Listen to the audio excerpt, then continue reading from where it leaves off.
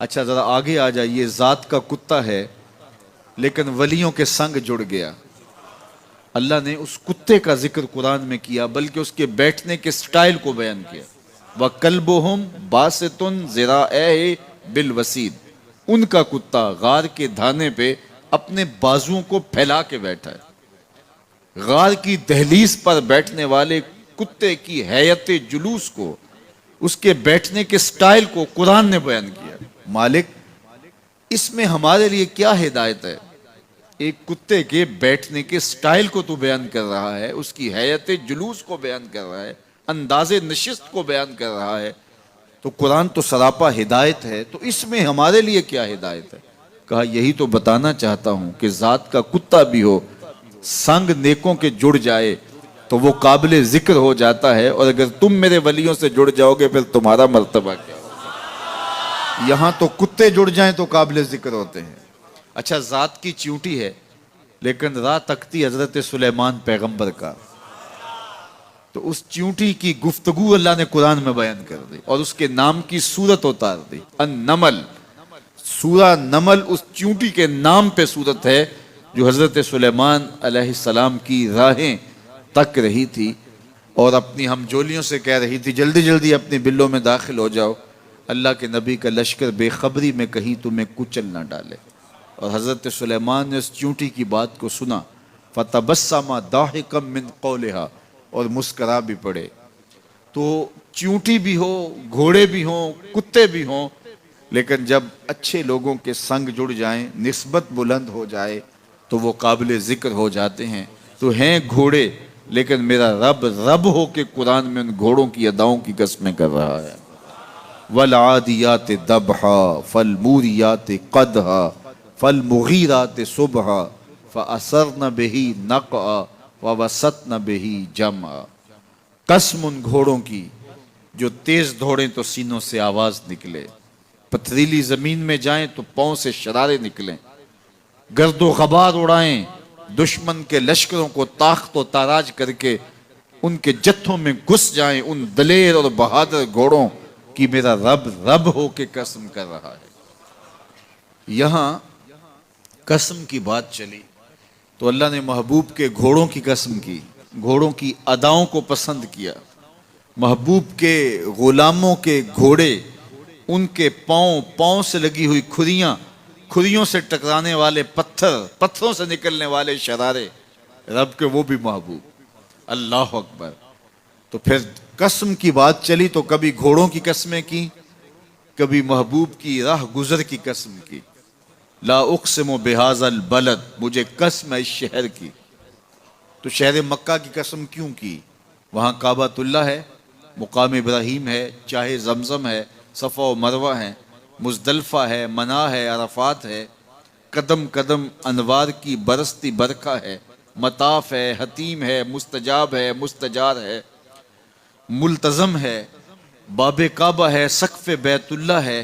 قدم قدم پہ انوار برس رہے ہیں. شاید میرے رب نے قسم اس لیے کی ہو، شاید قسم اس لیے کی ہو، لیکن میرا رب کہتا ہے لا اقسم بہذا البلد، مجھے قسم ہے شہر کی، یعنی شہر مکہ کی. کیوں؟ یہاں کعبۃ اللہ ہے، یہاں مقام ابراہیم ہے، یہاں مزدلفہ ہے، منا ہے، عرفات ہے. کیوں قسم؟ وَأَنْتَ حِلٌّ بِهَذَا الْبَلَدِ، محبوب اس شہر کی گلیوں نے تیرے قدم چومے.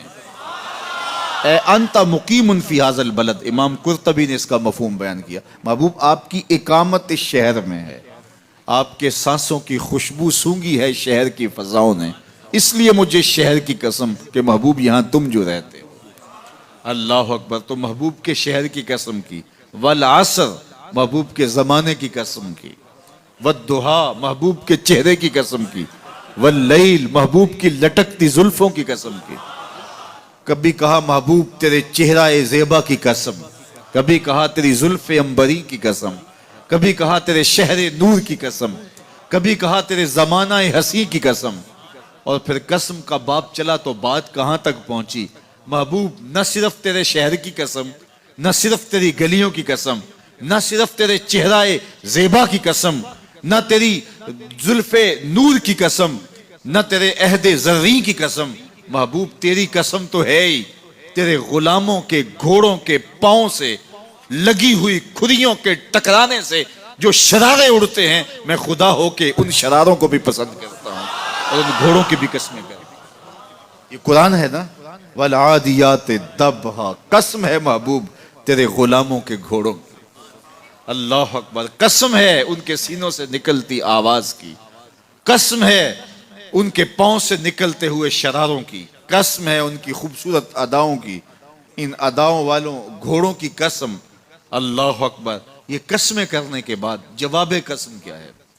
دیکھیے میں یہاں بیٹھا ہوں اور میں گفتگو کے آغاز پہ ہی قسمیں اٹھانا شروع کر دوں، مجھے قسم ہے رب کعبہ کی، مجھے قسم ہے عرش الہی کے مالک کی، مجھے قسم ہے زمین و آسمان کے خالق کی، تو قسموں پہ قسمیں کرتا جاؤں تو جو مجھے غور سے سننے کا عادی نہیں بھی ہے تو وہ بھی متوجہ ہو جائے گا اور سننے کے لیے بے چین ہو جائے گا کہ حضرت قسموں پہ قسمیں اٹھائے جا رہے ہیں، کوئی بات ہے آج تو میرا رب رب ہو کے قسمیں کر رہا ہے۔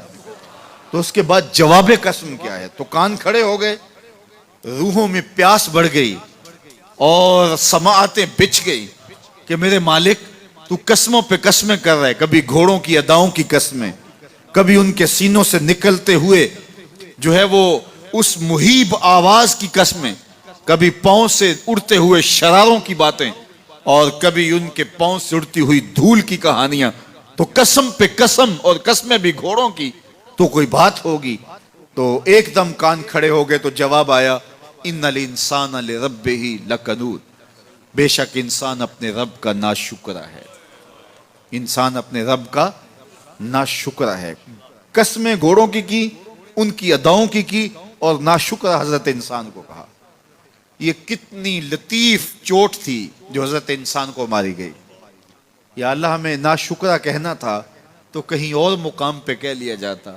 گھوڑوں کی تو قسمیں کرے اور ہمیں ناشکرا کہے، گھوڑوں کی قسمیں ہو رہی ہوں اور انسان کو ناشکرا کہا جائے، انسان کو ناشکرا کہنا تھا تو کسی اور موقع پہ کہہ لیا جاتا۔ کہا یہی تو سمجھانا چاہتا ہوں کہ چم میٹھا نہیں ہوتا، کم میٹھا ہوتا ہے۔ تو ذات کے گھوڑے بھی ہوں لیکن کام کریں تو مجھے وہ بھی اچھے لگتے ہیں، اور تم انسان بنے ہو، نقوش بڑے اچھے ہیں، قدے رانا رکھتے ہو، جھیل جیسی آنکھیں ہیں، اور تم چلتے ہو تو قیامت چلتی ہے، لیکن مجھے تم اچھے نہیں لگتے اگر تم ناشکرے ہو۔ یہ ہیں ذات کے گھوڑے لیکن میرے محمد عربی کے غلاموں کے غلام ہیں، مجھے اچھے لگتے۔ تو وہ چم نہیں دیکھتا، وہ کم دیکھتا ہے۔ تو ذات کے گھوڑے بھی ہوں لیکن نسبت ہو میرے حضور سے، نسبت میرے رسول سے ہو تو رب کو وہ اچھے لگتے ہیں۔ تو کہا والعادیات ضبحا فالموریات قدحا فالمغیرات صبحا فأثرن به نقعا فوسطن به جمعا ان الانسان لربہ لکنود، بے شک انسان اپنے رب کا ناشکرا ہے۔ اللہ اکبر۔ پھر فرمایا وَإِنَّهُ عَلَىٰ ذَلِكَ لَشَهِيدٌ، اس پر کسی دلیل کی ضرورت نہیں ہے کہ یہ ناشکرا ہے، یہ خود اس کا گواہ ہے۔ ذرا اپنے اندر اتر کے دیکھے کہ یہ کھڑا کہاں ہے، یہ کس قدر نعمتیں پانے کے باوجود شکوے کی زبان کھولے رکھتا ہے۔ یہ ناشکرا ہر وقت اس کی نعمتوں کی ناشکری کرتا رہتا ہے۔ جتنی نعمتیں اس کو عطا کی، اس کو تو ہم نے جو چمکتی روشن آنکھیں دی ہیں، اس کو بولتی زبان بخشی ہے، خوبصورت چہرہ دیا ہے، قد رانا بخشا ہے، اس کو دماغ دیا ہے، دماغی قوتیں عطا کی ہیں، اور اس کو سننے والے کان دیے، اس کی زبان پہ ذائقے رکھ دیے، نظام انہضام، نظام تنفس، کیا کیا نہیں سے عطا کیا۔ لیکن ہر وقت یہ ناشکری کے کلمات ہی بولتا رہتا ہے، میرے پاس یہ بھی نہیں، یہ میرے پاس یہ بھی نہیں، میرے پاس یہ بھی نہیں۔ دیکھیں اس کے پاس کیا کیا اس کے مالک نے عطا کیا ہے۔ تو یہ ہر وقت ناشکری، اور پھر جوں جوں ہم قیامت کے قریب ہوتے چلے جا رہے ہیں، ناشکری بڑھتی چلی جا رہی ہے۔ میں کوئی بہت لمبی عمر نہیں رکھتا، لیکن مجھے آج سے 35 سال پہلے کے حالات کی ہوش ہے، اور جو میرے سے زیادہ عمر میں ہیں وہ اس سے پہلے کے حالات جانتے ہیں۔ تو میرا بنیادی طور پہ ایک دیہات سے تعلق ہے، تو میں اچھی طرح جانتا ہوں کہ لوگوں کے پاس جو آج کچھ ہے وہ آج سے 35-40 سال پیچھے نہیں تھا۔ بالخصوص دیہاتوں کے اندر لوگوں کے پاس ایک یا دو جوڑے ہوتے تھے اور انہیں بار بار پہنتے تھے۔ کسی شادی یا بیاہ کے موقع پہ جانا ہوتا تو بعض اوقات کسی سے وہ لباس یا جوتے مانگ کے لے کے جاتے. مجھے اچھی طرح یاد ہے کہ اس زمانے میں لوگ اپنے کندھے پر ایک کپڑا رکھا کرتے تھے، اور شادی پر اگر کسی نے جانا ہوتا تو جس کا کپڑا بہت اچھا ہوتا تو اس سے وہ مانگ لیا کرتے تھے کہ میں نے ذرا شادی پہ جانا ہے. بڑے بھائی کے جوتے پہن لیا کرتے تھے، اور اسی طرح گزر ہوتا تھا. کبھی کوئی شکوہ زبان میں پیدا نہیں ہوا تھا، اور لوگوں کے شکستہ سے کچے گھر ہوتے تھے، اور گھر کے صحن میں ایک درخت ہوتا تھا، دوپہر وہاں کاٹ لیتے تھے. اکثر لوگ دوپہر کا کھانا تیار نہیں کرتے ہوتے تھے، دودھ پی کر کے ہی گزارا کر لیتے تھے. صبح کو ناشتہ اور شام کو کھانا ہوتا تھا، لیکن اس کے باوجود اللہ کا شکر کیا کرتے تھے. یہ پچھلے دن میں گزرا تو دیکھا کہ بچے کھیل رہے ہیں اور غبارے پھوڑ رہے ہیں، اور جب غبارہ پھٹتا ہے نا تو بچے خوش ہوتے ہیں، کہے لگاتے ہیں. پھر دوسرا غبارہ ہے وہ اس سے کھیلنے لگ جاتے ہیں، اور پھر جب وہ پھٹتا تو پھر خوش ہوتے ہیں. تو میں ذرا رک گیا اور اس منظر کو دیکھنے لگا، اور پھر میں نے کہا کہ غبارہ پھٹتا ہے تو یہ بچے خوش ہوتے ہیں، لیکن جب ہمارا زمانہ ہوتا تھا، جب ہم بچے تھے تو غبارہ پھٹتا تھا، ہم رونے لگ جاتے تھے، چونکہ کھیل ہی ختم ہو جاتا تھا. ایک ہی غبارہ ہوتا تھا 5-6 بچوں کے پاس، اور غبارہ پھٹ گیا تو کھیل ختم، تو سارے رونے لگ جاتے تھے. اور اب یہ غبارے پہ غبارہ پھوڑ رہے ہیں اور خوش ہو رہے ہیں، تو کہاں سے کہاں ہم آ پہنچے. لیکن اس زمانے میں اگر کسی سے پوچھا جاتا، لوگ پیدل سفر کرتے اور لباس بھی پورے نہ ہوتے، تو جب کسی سے پوچھا جاتا کیا حال ہے تو وہ لمبا ہاتھ کر کہتا ہے اللہ کا شکر ہے. اس کی باڈی لینگویج بتاتی تھی کہ وہ اس کا رواں رواں اللہ کا شکر ادا کر رہا ہے. تو اس کا لہجہ بتاتا تھا، اس کا انداز بتاتا تھا کہ وہ اللہ کا شکر کس گہرائی قلب سے کر رہا ہے. تو وہ کہتے ہیں اللہ کا شکر ہے. اور آج جب کہ اتنی نعمتیں لوگوں کو میسر ہیں، اتنا کچھ نصیب ہے، عالی نصب گھروں میں رہتے ہیں، لمبی لمبی گاڑیاں ہیں، سہولتیں ہیں، آسودگیاں ہیں، آسائشیں ہیں، مالی آسودگی ہے، رہائشی آسودگی ہے، کھانے پینے کے وافر سامان ہیں، ٹیبل پہ اتنے کھانے لگے ہوئے ہوتے ہیں کہ باری نہیں آتی کھانے کی، اور اس قدر لباس ہے کہ موسم گزر جاتا ہے اور بعض لباس بدلنے کی باری نہیں آتی. لیکن اس کے باوجود کسی سے پوچھے جناب کیا حال ہے، آسودہ حال شخص سے بھی پوچھیں تو وہ بھی بڑے آہستگی سے کہتا ہے بس چل ہی رہا ہے. تو وہ زمانہ تھا کہ جب لوگوں کے پاس کچھ تھا نہیں تو لمبا ہاتھ کر کے کہتے، تشکر کا لہجہ کتنا دل آویز تھا، اللہ کا شکر ہے. اور آج کہتے بس گزر ہو ہی رہی ہے، بس چل ہی رہا ہے. تو ناشکری بڑھتی چلی جا رہی، اتنا کچھ ہونے کے باوجود جو ہے وہ ان کا بھی چل ہی رہا ہے. تو کہا ان الانسان لربہ لکنود، بے شک انسان اپنے رب کا ناشکر ہے. اتنی نعمتیں کھانے کے باوجود، اتنی دولتیں سمیٹنے کے باوجود، اتنی عزتیں پانے کے باوجود، اتنی آسائشیں حاصل کر چکنے کے باوجود، دولت کے اتنے انبار رکھنے کے باوجود، اس کی زبان بولتے ہوئے کتنے بخل سے کام لیتی ہے کہ بس گزر اوقات ہو ہی رہی ہے. او میاں تیرے رب نے تجھے اتنا کچھ دیا، یہ دولتیں، یہ دولتوں کے انبار، یہ آسودگیاں، یہ بہاریں، یہ سب کچھ نہ ہوتا، تجھے زندگی بخش دی تھی، اس کا ہی شکر تیرے اوپر واجب تھا. اللہ اکبر. اللہ نے حضرت انسان کو یہ جو کچھ دیا ہے، کتنی چیزیں ہیں ہمیں پتہ بھی نہیں کہ وہ نعمت ہے، لیکن اللہ نے ہمیں عطا کی ہے. دنیا کا ایک امیر ترین شخص تھا اناسس، تو اس کے یہ آنکھوں کے جو پپوٹے تھے یہ کام کرنا چھوڑ گئے. ہمیں کبھی اس کا احساس بھی نہیں ہوا کہ یہ کوئی نعمت ہے.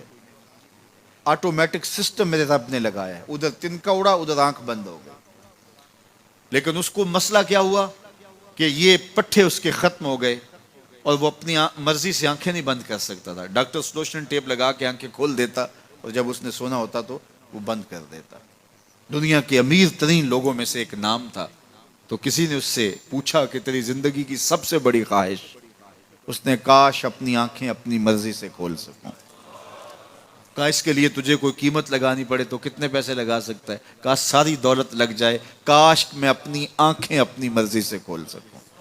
مجھے یہ بتائیے کہ حضرت انسان کو کیا کچھ نہیں اللہ نے دیا. یہ لعاب ہے نا، لعاب ہم روز تھوکتے ہیں، یہ مقدار سے کچھ کم ہو جائے تو بولنے میں دقت، نظام خراب. یہ جو لعاب ہمارے منہ میں آتا ہے جو ہم تھوک دیتے ہیں، یہ قدرتی گریس ہے جو بولنے میں مدد دیتی ہے، نظام انہضام کو ٹھیک رکھتی ہے، اور اگر یہ لعاب کم ہو جائے مقدار سے تو نظم خراب ہو جائے۔ اللہ اکبر۔ تو ہم نے کبھی سوچا کہ یہ بھی نعمتیں ہیں؟ باقی روشن آنکھیں، چمکتا چہرہ، اور زور آور ہاتھ، چوڑی چھاتی، دھڑکتا دل، اور کہتے ہیں اس دماغ کا اگر کمپیوٹر تیار کیا جائے تو نیو یارک شہر سے بڑا ایک بکریاں چرانے والے شخص کے دماغ کا کمپیوٹر بنے۔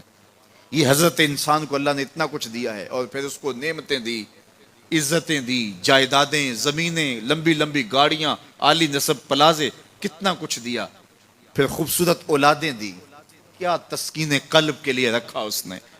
تو اس کے باوجود بھی یہ کہہ رہا ہے بس چل رہا ہے، گزر اوقات ہو رہی ہے۔ ان الانسان لربہ لکنود، انسان اپنے رب کا کتنا ناشکرا ہے، اس نے کیا کچھ اسے عطا کیا، کیا کچھ عطا کیا، لیکن یہ شکر کا کلمہ بھی نہیں بولتا، بخل سے کام لیتا ہے۔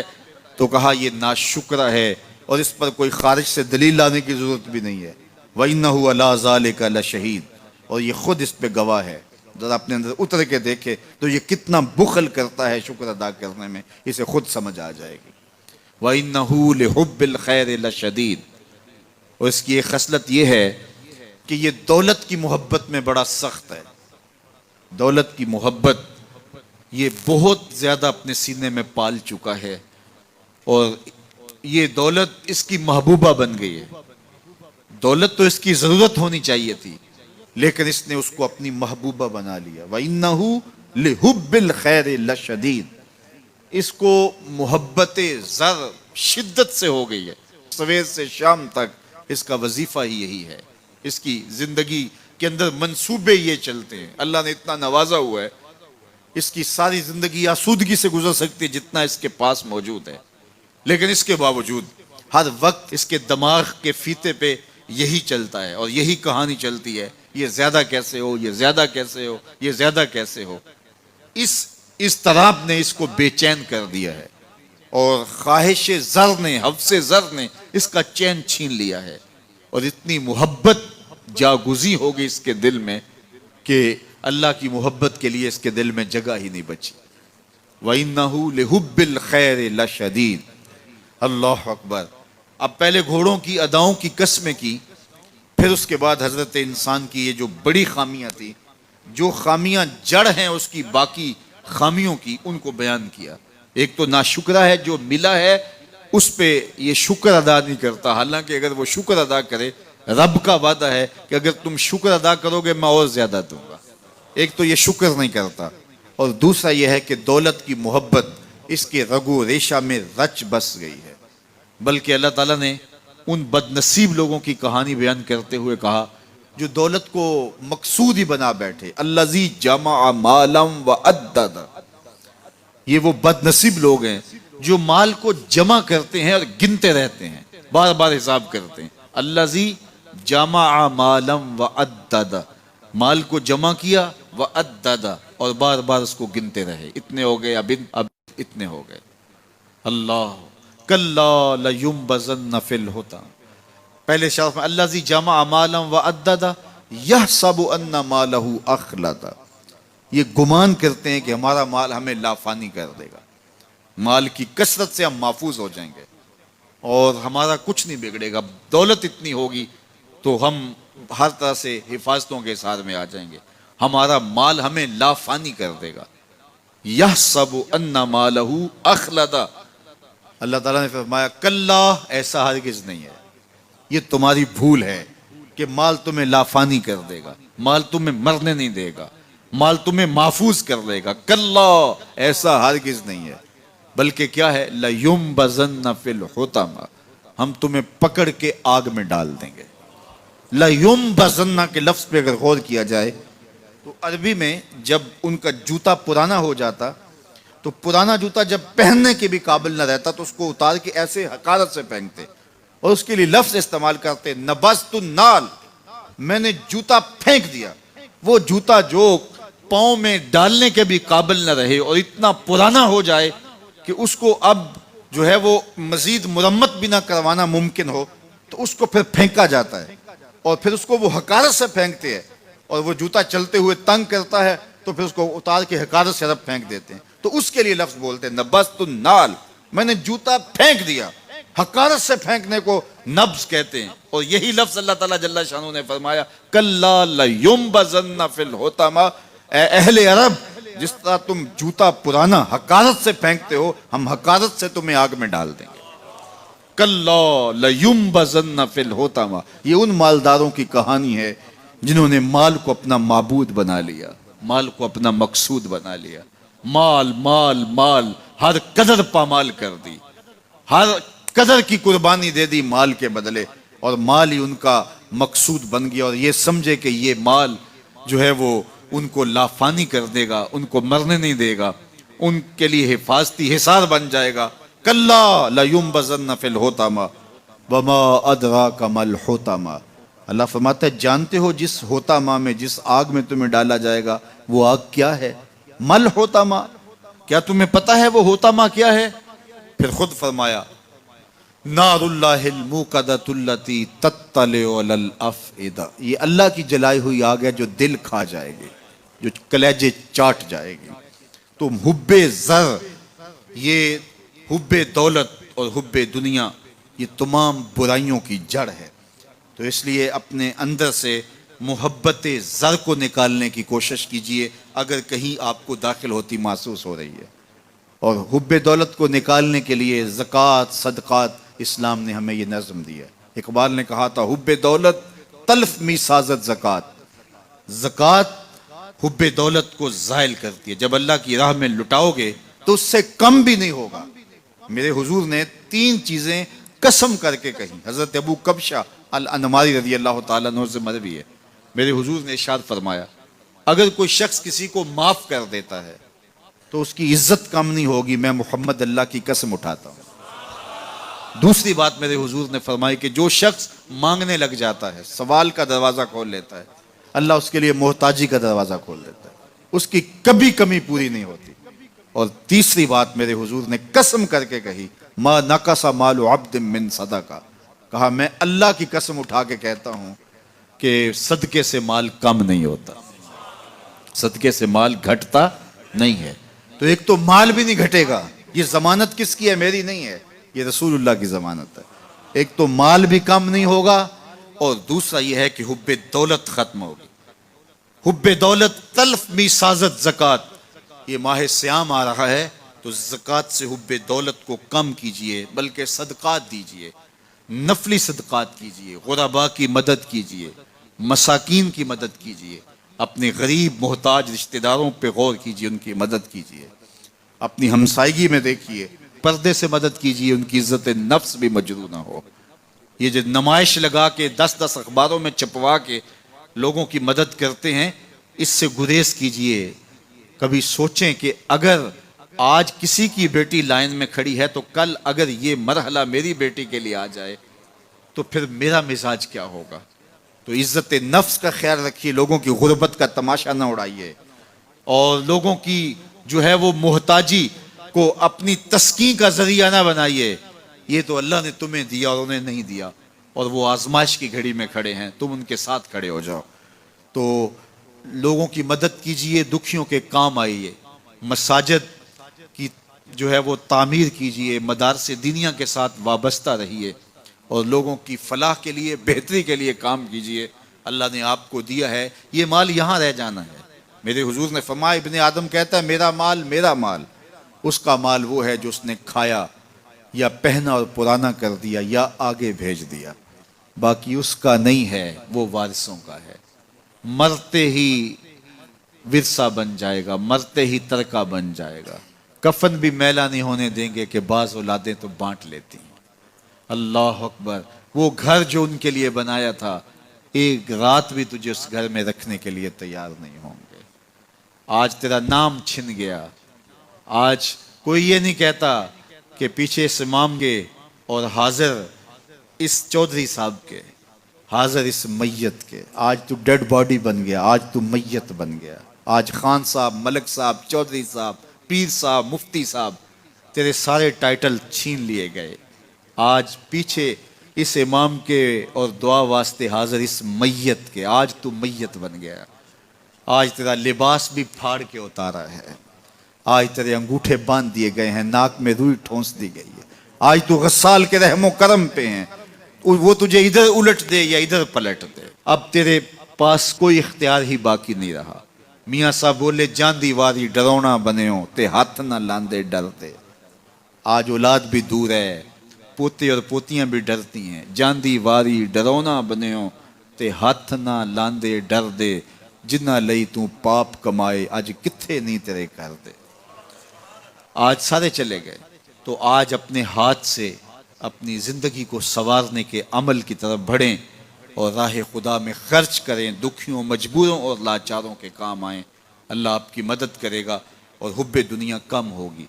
اللہ تعالیٰ جل شانہ نے سورہ عادیات میں پہلی 5 آیات میں قسمیں کی، پھر 3 آیات میں جو ہے وہ حضرت انسان کی وہ کمیاں، کوتاہیاں جن کی بنیاد پر باقی گناہ سرزد ہوتے ہیں ان کو بیان کیا، اور اس کے بعد پھر علاج بھی قرآن نے بتایا، اور کس قدر اس کو چوٹ لگائی۔ افلا یعلم اذا بعثر ما فی القبور وحصل ما فی الصدور ان ربهم بهم یومئذ لخبیر۔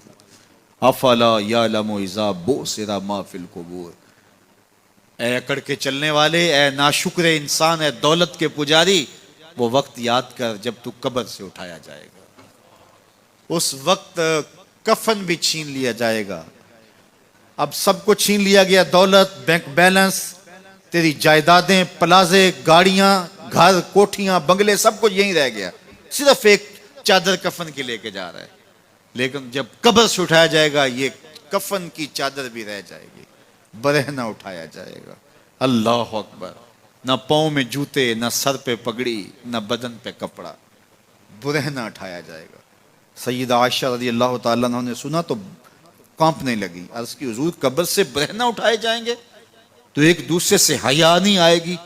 فرمایا عائشہ معاملہ اس سے بھی آگے ہے، کسی کو ہوش ہوگی تو حیا آئے گی، ہوش اڑے ہوئے ہوں گے، خوف قیامت طاری ہوگا، قبروں سے یوں لوگ اٹھائے جائیں گے۔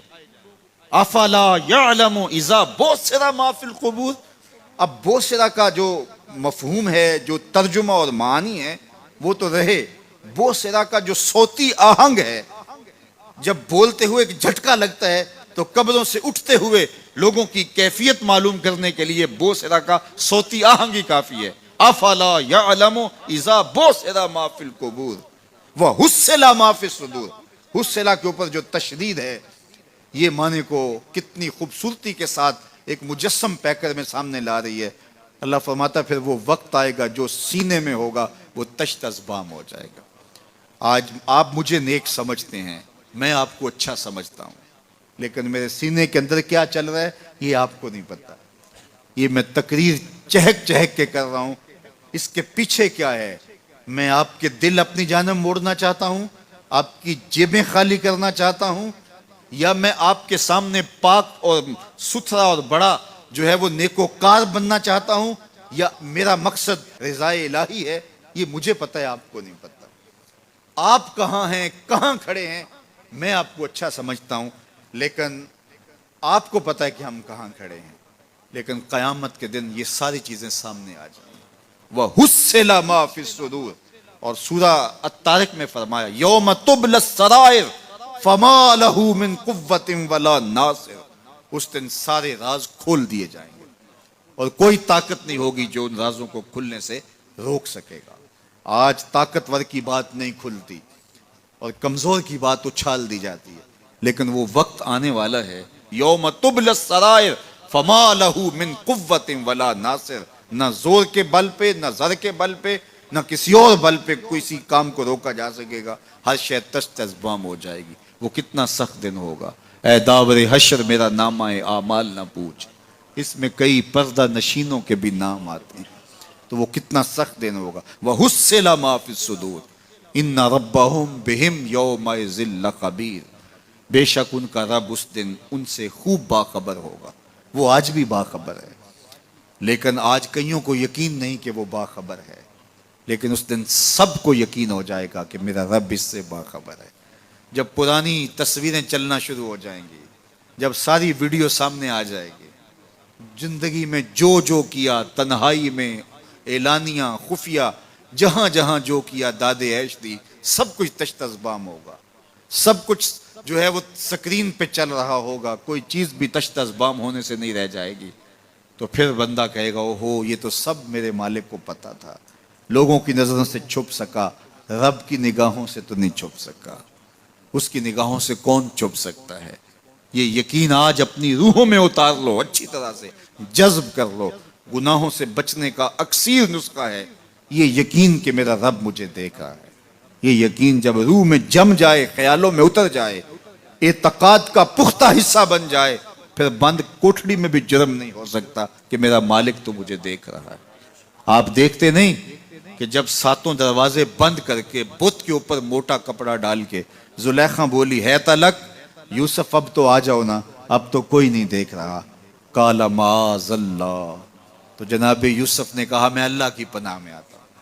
اللہ اکبر، تو دروازے بند کر کے لوگوں کی نظروں سے چھپ گئی ہے، اور بے نور آنکھیں رکھنے والے اس پتھر کے بت سے بھی حیا کرتی ہے اور اس پہ بھی پردہ ڈال لیا ہے۔ جب تو اس جھوٹے خدا سے حیا کرتی ہے، میں سچے خدا سے حیا کیوں نہ کروں جو ساتویں کوٹھڑی میں بھی دیکھتا ہے۔ اتنی روشنیاں برسی کہ گناہ کا تصور بھی محال ہو جاتا ہے۔ تو یہ یقین کہ میرا اللہ مجھے دیکھ رہا ہے، یہ انسان کی زندگی میں نظم پیدا کرتا ہے۔ آنے والا موسم ماہ سیام رمضان المبارک، یہ ہماری زندگی کے اندر یہ نور داخل کرتا ہے کہ میرا اللہ دیکھ رہا ہے۔ کڑکتی دھوپ، برستی گرمی، زباں کانٹا، ہونٹ خشک، گلا خشک، دروازہ مکفل، ٹھنڈا پانی دستیاب، لیکن ایک گھونٹ بھی حلق سے نیچے نہیں اتارتے کہ میرا اللہ دیکھ رہا ہے۔ وضو کرتے بھی احتیاط کرتے ہیں کہ میرا اللہ مجھے دیکھ رہا ہے۔ کرتے ہیں کہ نہیں کرتے؟ یہ نور ملتا ہے کہ نہیں ملتا؟ اس کو پھر جذب کر لینا چاہیے تاکہ یہ زندگی میں چھا جائے، کیونکہ جو رمضان میں دیکھتا ہے وہ غیر رمضان میں بھی دیکھتا ہے۔ اور پھر پانی نہیں پیتے کہ اللہ دیکھ رہا ہے، کھانا نہیں کھاتے اللہ دیکھ رہا ہے، لیکن جب آنکھ بھٹکتی ہے تو اس وقت اللہ نہیں دیکھتا، جب خیال بہکتا ہے تو اس وقت اللہ نہیں دیکھتا، رشوت میز کے اوپر سے لے رہے ہوں یا نیچے سے لے رہے ہوں تب نہیں اللہ دیکھ رہا ہوتا، اللہ صرف کھانے اور پینے کو دیکھ رہا ہوتا ہے۔ یہ جو ایک نور آیا ہے اس کو جذب کر لیں، پوری زندگی میں پھیلا لیں۔ تو اسی لیے رمضان تقوی بانٹتا ہے، روزہ تقوی بانٹتا ہے، زندگی میں نور اور روشنیاں بھر دیتا ہے۔ باپ اپنے بیٹے کو کوئی بات کہے تو سعادت مند بیٹے کو غور سے وہ بات سننی چاہیے۔ استاد یا شیخ اپنے شاگرد کو کوئی بات کہے تو اسے غور سے اس بات کو سماعت کرنا چاہیے، چونکہ کہنے والا اس کا بزرگ ہے۔ لیکن وہ بزرگ، وہ شیخ، وہ استاد اگر ساتھ قسم بھی کرے تو پھر اور زیادہ مضمون کی اہمیت ہو جاتی ہے کہ یہ کوئی اہم مضمون تھا جس سے قبل قسم کی جا رہی ہے۔ اب یہاں جو ارشاد فرمایا جانے لگا ہے اس سے قبل میرے رب نے رب ہو کے قسم کی ہے۔ میرا مالک تو یوں بھی کہہ دیتا تو کافی تھا، لیکن مضمون اتنا اہم ہے کہ اس کو بیان کرنے سے قبل میرے رب نے قسم کی، اور پھر قسم بھی ایک نہیں کی، 5 قسمیں کی۔ والعادیات ضبحا، قسم ہے ان گھوڑوں کی جب وہ تیز دوڑیں تو ان کے سینوں سے آواز نکلتی ہے۔ راہ حق میں جہاد کے لیے جب گھوڑے دوڑتے ہیں تو ان کے سینوں سے نکلنے والی آواز اللہ کو کتنی محبوب ہے کہ ان گھوڑوں کی قسم کی۔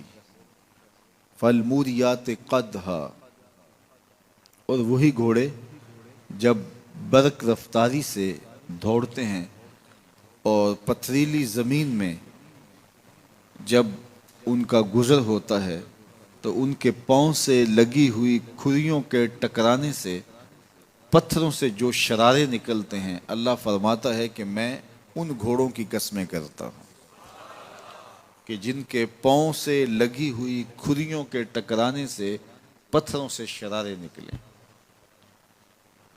پھر ارشاد فرمایا فالمغیرات صبحا، اور وہ گھوڑے صبح کے وقت جب حملہ آور ہوتے ہیں اور دشمن کے لشکروں کو تخت و تاراج کرتے ہیں تو ان حملہ آور ہونے والے گھوڑوں کی قسم فَأَثَرْنَ بِهِ نَقْعًا، اور جب وہ حملہ آور ہوتے ہیں تو ان کی سموں سے گرد اڑتی ہے، تو اللہ فرماتا ہے وہ گرد اڑانے والے گھوڑوں کی قسم۔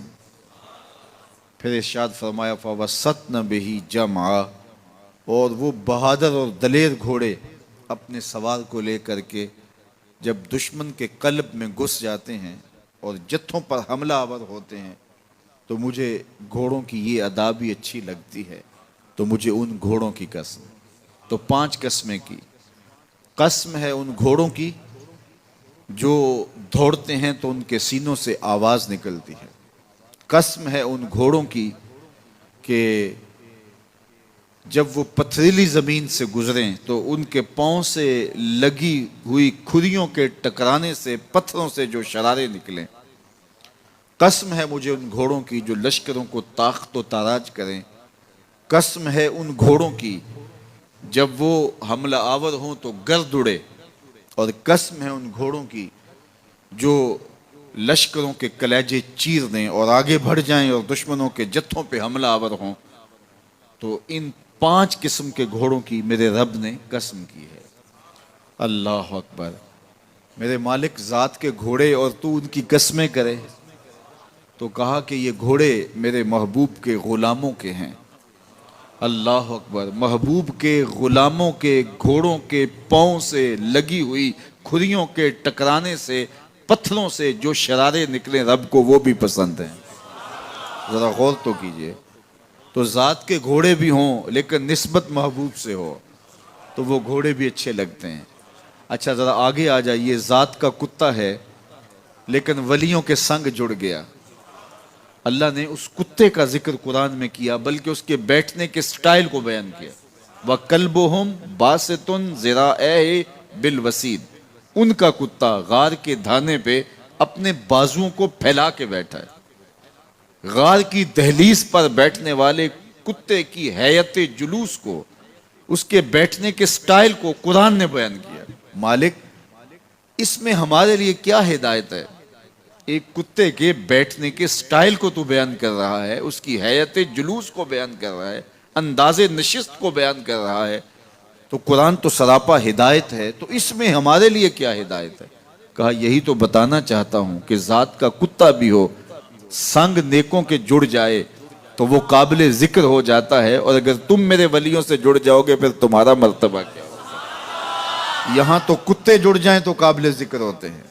اچھا ذات کی چیونٹی ہے لیکن راہ تکتی حضرت سلیمان پیغمبر کا، تو اس چیونٹی کی گفتگو اللہ نے قرآن میں بیان کر دی اور اس کے نام کی صورت اتار دی۔ النمل، سورہ نمل اس چیونٹی کے نام پہ صورت ہے جو حضرت سلیمان علیہ السلام کی راہیں تک رہی تھی اور اپنی ہمجولیوں سے کہہ رہی تھی جلدی جلدی اپنی بلوں میں داخل ہو جاؤ، اللہ کے نبی کا لشکر بے خبری میں کہیں تمہیں کچل نہ ڈالے۔ اور حضرت سلیمان نے اس چیونٹی کی بات کو سنا، فَتَبَسَّمَ ضَاحِكًا مِّن قَوْلِهَا، اور مسکرا بھی پڑے۔ تو چیونٹی بھی ہو، گھوڑے بھی ہوں، کتے بھی ہوں، لیکن جب اچھے لوگوں کے سنگ جڑ جائیں، نسبت بلند ہو جائے تو وہ قابل ذکر ہو جاتے ہیں۔ تو ہیں گھوڑے لیکن میرا رب رب ہو کے قرآن میں ان گھوڑوں کی اداؤں کی قسمیں کر رہا ہے۔ وَالْعَادِيَاتِ ضَبْحًا فَالْمُورِيَاتِ قَدْحًا فَالْمُغِيرَاتِ صُبْحًا فَأَثَرْنَ بِهِ نَقْعًا وَوَسَطْنَ بِهِ جَمْعًا، قسم ان گھوڑوں کی جو تیز دوڑیں تو سینوں سے آواز نکلے، پتھریلی زمین میں جائیں تو پاؤں سے شرارے نکلیں، گرد و غبار اڑائیں، دشمن کے لشکروں کو تاخت و تاراج کر کے ان کے جتھوں میں گھس جائیں، ان دلیر اور بہادر گھوڑوں کی میرا رب رب ہو کے قسم کر رہا ہے۔ یہاں قسم کی بات چلی تو اللہ نے محبوب کے گھوڑوں کی قسم کی، گھوڑوں کی اداؤں کو پسند کیا۔ محبوب کے غلاموں کے گھوڑے، ان کے پاؤں سے لگی ہوئی کھریوں سے ٹکرانے والے پتھروں سے نکلنے والے شرارے، رب کے وہ بھی محبوب۔ اللہ اکبر، تو پھر قسم کی بات چلی تو کبھی گھوڑوں کی قسمیں کی، کبھی محبوب کی راہ گزر کی قسم کی. لا اقسم بہذا البلد، مجھے قسم ہے اس شہر کی. تو شہر مکہ کی قسم کیوں کی؟ وہاں کعبۃ اللہ ہے، مقام ابراہیم ہے، چاہے زمزم ہے، صفا و مروہ ہے، مزدلفہ ہے، منا ہے، عرفات ہے، قدم قدم انوار کی برستی برکھا ہے، مطاف ہے، حتیم ہے، مستجاب ہے، مستجار ہے، ملتزم ہے، باب کعبہ ہے، سقف بیت اللہ ہے، قدم قدم پہ انوار برس رہے ہیں. شاید میرے رب نے قسم اس لیے کی ہو، شاید قسم اس لیے کی ہو، لیکن میرا رب کہتا ہے لا اقسم بہذا البلد، مجھے قسم ہے شہر کی، یعنی شہر مکہ کی. کیوں؟ یہاں کعبۃ اللہ ہے، یہاں مقام ابراہیم ہے، یہاں مزدلفہ ہے، منا ہے، عرفات ہے. کیوں قسم؟ وانت حل بہذا البلد، محبوب اس شہر کی گلیوں نے تیرے قدم چومے. اے انت مقیم فی ھذا البلد، امام قرطبی نے اس کا مفہوم بیان کیا. محبوب آپ کی اقامت اس شہر میں ہے، آپ کے سانسوں کی خوشبو سونگی ہے شہر کی فضاؤں نے، اس لیے مجھے شہر کی قسم کہ محبوب یہاں تم جو رہتے ہو. اللہ اکبر. تو محبوب کے شہر کی قسم کی. والعصر، محبوب کے زمانے کی قسم کی. والضحیٰ، محبوب کے چہرے کی قسم کی. واللیل، محبوب کی لٹکتی زلفوں کی قسم کی. کبھی کہا محبوب تیرے چہرہ زیبا کی قسم، کبھی کہا تیری زلف عنبری کی قسم، کبھی کہا تیرے شہر نور کی قسم، کبھی کہا تیرے زمانہ حسین کی قسم. اور پھر قسم کا باب چلا تو بات کہاں تک پہنچی. محبوب نہ صرف تیرے شہر کی قسم، نہ صرف تیری گلیوں کی قسم، نہ صرف تیرے چہرہ زیبا کی قسم، نہ تیری زلف نور کی قسم، نہ تیرے عہد زرعی کی قسم. محبوب تیری قسم تو ہے ہی تیرے غلاموں کے گھوڑوں کے پاؤں سے لگی ہوئی کھریوں کے ٹکرانے سے جو شرارے اڑتے ہیں، میں خدا ہو کے ان شراروں کو بھی پسند کرتا ہوں اور ان گھوڑوں کی بھی قسمیں کرتا ہوں. یہ قرآن ہے نا. والعادیات ضبحا، قسم ہے محبوب تیرے غلاموں کے گھوڑوں کی.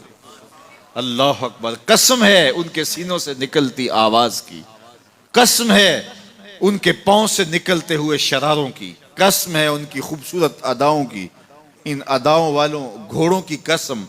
اللہ اکبر. یہ قسمیں کرنے کے بعد جواب قسم کیا ہے؟ دیکھیے میں یہاں بیٹھا ہوں اور میں گفتگو کے آغاز پہ ہی قسمیں اٹھانا شروع کر دوں.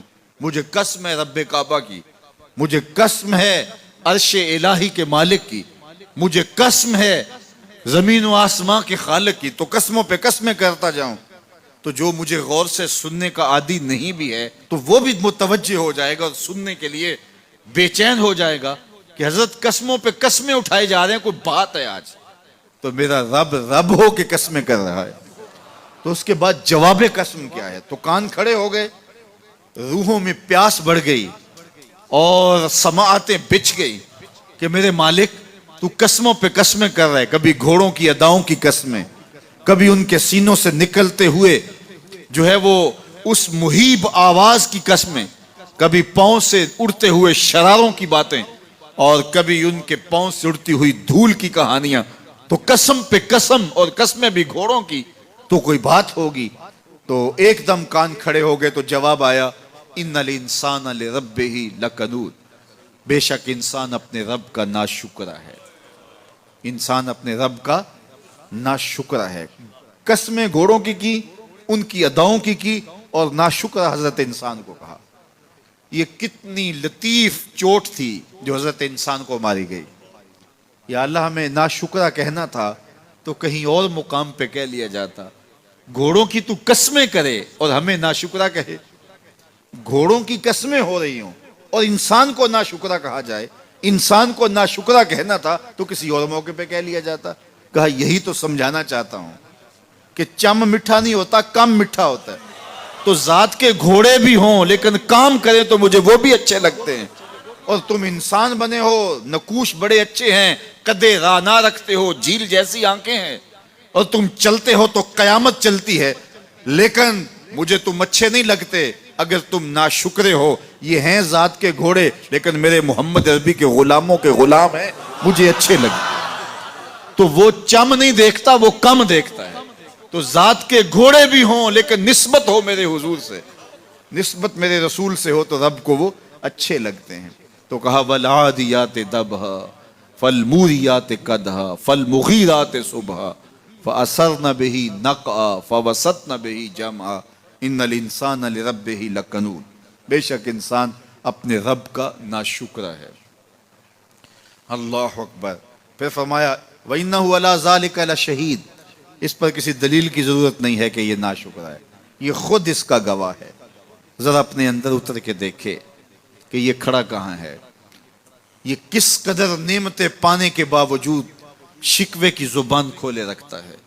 یہ ناشکرا ہر وقت اس کی نعمتوں کی ناشکری کرتا رہتا ہے۔ جتنی نعمتیں اس کو عطا کی، اس کو تو ہم نے جو چمکتی روشن آنکھیں دی ہیں، اس کو بولتی زبان بخشی ہے، خوبصورت چہرہ دیا ہے، قد رانا بخشا ہے، اس کو دماغ دیا ہے، دماغی قوتیں عطا کی ہیں، اور اس کو سننے والے کان دیے، اس کی زبان پہ ذائقے رکھ دیے، نظام انہضام، نظام تنفس، کیا کیا نہیں سے عطا کیا، لیکن ہر وقت یہ ناشکری کے کلمات ہی بولتا رہتا ہے۔